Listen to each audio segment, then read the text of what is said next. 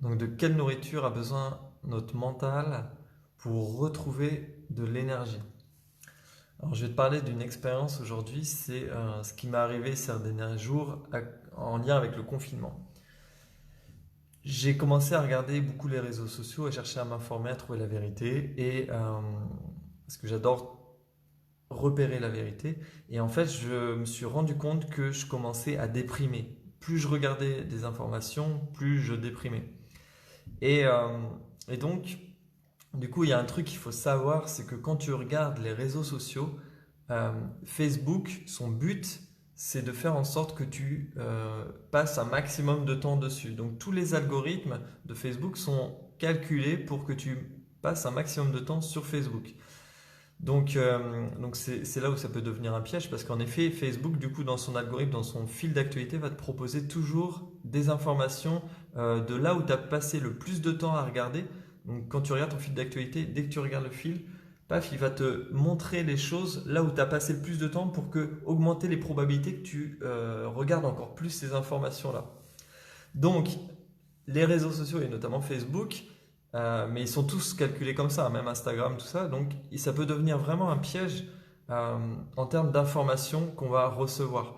Et moi, je suis tombé vraiment dans ce piège. Voilà, à un moment donné, je commençais à regarder trop d'informations et j'ai vu que je commençais à déprimer. Et puis du coup, Facebook, lui, naturellement, me reproposait toujours des informations en lien avec coronavirus, avec la crise et, et sur des choses qui n'allaient pas en fait. Donc du coup, mon mental était toujours focalisé sur des choses qui n'allaient pas. J'avais perdu du coup la conscience de ce que j'étais. Et là, je veux en venir dans cette vidéo, bah, c'est vraiment important de choisir ses sources d'information. Parce que les sources d'information que tu vas prendre, eh ben, c'est elles qui vont influencer ton état d'esprit. Par exemple, le matin, donc il y a plein de choses, hein, mais dans notre manière de fonctionner au niveau du cerveau. Mais en fait, donc, il y a deux exemples que j'ai envie de te donner. C'est le premier exemple, c'est, on va rester sur Facebook. Facebook, il fonctionne comme ton cerveau. C'est-à-dire qu'à partir du moment où tu te poses une question, eh ben, ton cerveau, il va chercher à trouver la réponse. Ben, Facebook, c'est la même chose. Il fait en sorte d'agir comme ton cerveau. Donc, il va amplifier tout ce que tu te poses comme question.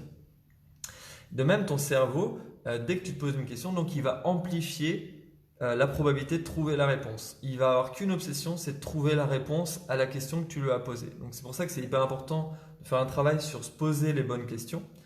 Mais Facebook, avec son algorithme, lui, il fait pareil. Donc si tu te poses les mauvaises questions, bah, Facebook va te montrer des réponses à tes mauvaises questions. C'est juste un truc de dingue, là où on en est arrivé au niveau de l'intelligence artificielle. Euh, donc c'est pour ça de rester vigilant à quelle nourriture on va mettre parce que c'est des réflexes. Et la nourriture qu'on va prendre, ça va nourrir quelque chose de positif ou de négatif en nous. C'est pour ça que moi je reste très vigilant à quelle nourriture dans mon esprit je mets pour garder de l'énergie. Parce que j'ai remarqué que dès que je me nourris d'informations négatives, mon niveau d'énergie baisse, mon niveau de créativité baisse, mon niveau d'action baisse, et il y a tout qui baisse en fait. Donc, du coup, j'ai pris la décision de mettre des choses en place pour augmenter mon niveau d'énergie, augmenter mon niveau de pensée positive en fait. Et ça ne veut pas dire que je refoule les pensées négatives ou quoi, mais ça veut dire que j'augmente la probabilité que mon cerveau rentre dans des pensées positives. Donc pour ça, j'ai des routines comme ça que je mets en place, comme notamment la méditation pour, bah voilà, la méditation de gratitude, d'être moi-même, en fait, juste d'être ce corps, d'être moi. Ça, c'est un des moyens qui est important aussi pour se reconnecter à une énergie positive. Et, euh, et la dernière chose qui est vraiment importante, c'est le premier truc que tu fais le matin à ton réveil. Parce que ça, c'est ce qui va enclencher tous tes réflexes de cerveau pour toute la journée. Par exemple, si le premier truc le matin que tu fais, c'est de regarder ton téléphone et de regarder les nouvelles, eh ben, ça va influencer ton cerveau et ça va donner ensuite le réflexe dans la journée d'avoir envie de regarder à nouveau toujours des nouvelles et de nourrir de nouvelles. Alors que si le matin, tu prends un temps juste avec toi, en principe, le matin, on devrait même pas allumer son téléphone comme premier réflexe. Vraiment, ça c'est un mauvais réflexe. Il faut vraiment le bannir. Moi, je t'avoue, hein, ça m'est arrivé hein, longtemps de le faire, de développer ce réflexe-là, de genre, ah, je regarde, tu vois, c'est facile. Tu te réveilles, tu allumes ton téléphone, tu fais, ah, c'est facile, tu regardes, est-ce que quelqu'un a pensé à toi, est-ce qu'il y a des news, machin. Mais en fait, ça va conditionner toute ta journée. C'est-à-dire que selon les informations que tu vas recevoir, ça va conditionner ton cerveau pour tout ton état d'esprit pour la journée. Alors qu'en fait, on a du pouvoir là-dessus. Et c'est là où, du coup, il faut être vigilant. Je vous invite à rester vraiment vigilant de comment vous déléguez votre pouvoir à l'extérieur et comment vous pouvez reprendre du pouvoir à l'intérieur. Et là-dessus, en effet, sur nos pensées, on a du pouvoir. Et c'est pour ça que moi, chaque matin, maintenant, quand je me réveille, bah, j'allume pas le téléphone, mais je vais allumer, je vais me brancher directement sur moi-même, me connecter à mon corps, à mes sensations, prendre un temps de méditation, faire du sport, faire toutes mes petites routines, lire de l'inspiration positive, développer des pensées positives pour ce monde. Voilà, ça peut être la prière par exemple, prier pour qu'il y ait des choses positives qui se passent dans le monde parce que la prière va augmenter l'énergie positive dans le cerveau, hein, et etc., etc., pour se mettre dans un bon jus en fait, parce qu'on est responsable du jus dans lequel on se met. Et je crois que c'est vraiment d'autant plus important dans cette période de confinement d'être vraiment vigilant à comment est-ce qu'on peut se ressourcer intérieurement et être vigilant à pas tomber dans trop de pensées positives parce que ça nous fait sombrer dans la dépression en fait.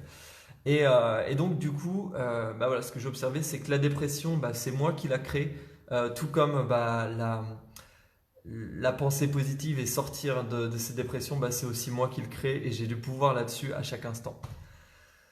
Si vous avez des questions par rapport à ça, j'ai à cœur de vraiment de vous accompagner là-dessus sur comment développer un meilleur état d'esprit par rapport à la situation, par rapport aux enjeux, aux challenges qu'on vit à l'heure actuelle.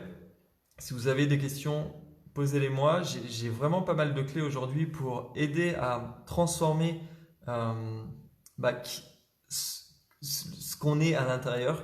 C'est vraiment possible de le faire. Ça demande un entraînement chaque jour. Voilà. Donc, je vous invite à rester vigilant sur les points que j'ai nommés dans cette vidéo, qui sont attention aux réseaux sociaux, comment tu les regardes, comment tu les utilises, comment tu utilises tes algorithmes. Branche-toi sur des personnes qui vont t'inspirer et qui vont avoir de l'énergie positive et des groupes qui vont t'inspirer. Euh, et attention à ton premier geste le matin. Qu'est-ce que tu fais le matin quand tu te réveilles? Est-ce que tu te branches sur un truc qui est négatif ou un truc qui va augmenter ton énergie positive pour la journée pour être dans un bon état d'esprit? Voilà comment chaque jour je me programme et je suis vigilant de ne pas tomber dans ces écueils-là pour ensuite avoir des journées qui vont être sympathiques, productives et qui vont dans le sens dont j'ai envie. Parce on est créateur en grande partie de notre réalité. Allez, je vous dis bonne journée et avec plaisir pour vos questions, j'y répondrai. Mettez-les moi dans vos commentaires.